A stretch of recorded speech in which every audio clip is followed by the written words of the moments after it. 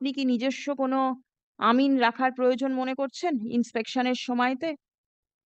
আমি বুঝতে পারলাম না, আরেকবার আপ উম মাপজোপ করা হবে তো? হ্যাঁ, আপনি কি নিজস্ব কোনো লোক রাখতে চাইছেন? আমি নিজে সার্ভেয়ার? আমি নিজস্ব কোনো লোক রাখতে চাইছি তাই না তো? Madam lordship. তবে আপনার কাছে আমার একটা আবেদন আছে যে হাইকোর্টে ৩ জন অবজারভার ওখানে অ্যাপয়েন্ট করা হোক। কারণ কি, পুলিশও নিজের কাজ ঠিকঠাক করে করছে না, কারণ পুলিশের পকেটের মধ্যে এই সমস্ত বেআইনি বিল্ডিং থেকে লাখ লাখ কোটি কোটি টাকার সমস্ত ব্ল্যাক মানিগুলো ঢোকে। একদিন শুধুমাত্র পুলিশ, আমরা বারবার করে পুলিশের সিপি, আইসি এদেরকে গিয়ে বলার পরে একদিন পুলিশ দিয়েছিল ৩ জন কনস্টেবল, একজন মাত্র হোমগার্ড, আর হাতের মধ্যে নো ওয়েপেন, একটা লাঠি পর্যন্ত নেই। এবং সেই দিনও ইন্সপেকশনের সময় কিন্তু আমাদের উপরে ফিজিক্যাল অ্যাটাক হয়েছিল। ঠিক এটা আছে। এফআইআর মানে ফলস এফআইআর লজ করার পরে, মানে 10 তারিখের পরে, 10th মেতে মেতে হয়েছিল, তারপরে পরবর্তী ডেটে।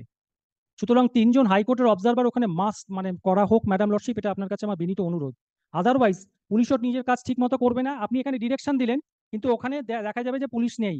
হাইকোর্টের যদি কোনো অবজারভারকে রাখা হয়, ইয়েস ম্যাডাম লর্ডশিপ। তাহলে তো কোনো উকিল বাবুকেই রাখতে হবে। আপনি কি অন্য কারোর কথা ভাবছেন? উকিল বাবুকে রাখতে হবে না, সেই ব্যাপারে আমার কোনো আইডিয়া নেই, মানে অবজারভার আপনি হিসেবে কারা থাকেন। হাইকোর্টে কাকে অবজারভার হিসেবে রাখতে চাইছেন? সেটা হাইকোর্ট যেটা যেটা বেস্ট মনে করবে, যাকে বেস্ট মনে করবে। ইউজুয়ালি আমরা অ্যাডভোকেটসদেরকেই এনগেজ করি ওখানে থাকার জন্য।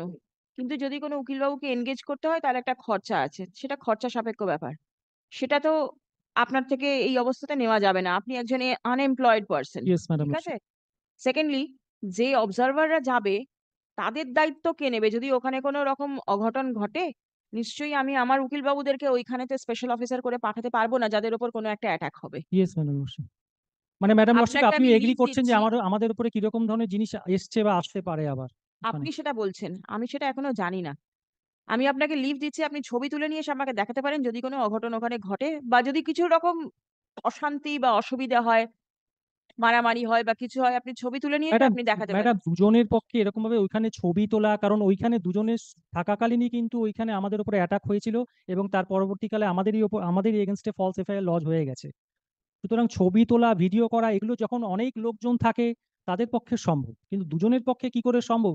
50-60 জনের মাঝখানে দাঁড়িয়ে থেকে ছবি তোলা, আর কনস্ট্যান্ট লাইফ থ্রেটনিং থেকে শুরু করে, স্ল্যাং থেকে শুরু করে, আকার ইঙ্গিত থেকে শুরু করে, মহিলাদেরকে সামনে আপনি ঠেলে যে দেওয়া থেকে যে শুরু করে। কাজটা করতে এগিয়েছেন, ইয়েস। আপনি খুব ভালো করেই জানেন যে এখানে রেজিস্ট্যান্স আসবে। ইয়েস অতএব আপনাকে সেই রকম ভাবে তৈরি হয়েই কিন্তু এগোতে হবে। তাহলে ম্যাডাম লর্ডশিপ, আপনি দয়া করে আইসিকে একটা নির্দেশ দিয়ে দিন যাতে উনি ওখানে থেকে আমি জিনিসটাকে। সেটা বলে দিয়েছি। সেইটা আমি অলরেডি বলে দিয়েছি যে আইসি এনশিওর করবে যাতে ওখানে কোনো রকম অশান্তি, ব্রিচ অফ পিস যাতে ওখানে না হয়। না, শান্তি। ওখানে আর্ম পুলিশ মানে যেন ওখানে থাকে, কারণ ব্রিচ অফ পিস বলতে উনি একজন দুজন কনস্টেবলকে পাঠিয়ে দিলেন, তাতে ওখানে মানছে না। আচ্ছা, ঠিক আছে। কি বললাম? ওখানে 10-15 জনের আর্ম পুলিশ যেন ওখানে থাকে, ইনক্লুডিং লেডি পুলিশ। আচ্ছা, যেখানে পুলিশের ব্যাপারটা বললাম না, সেখানে লিখবেন the IC shall ensure that uh, um,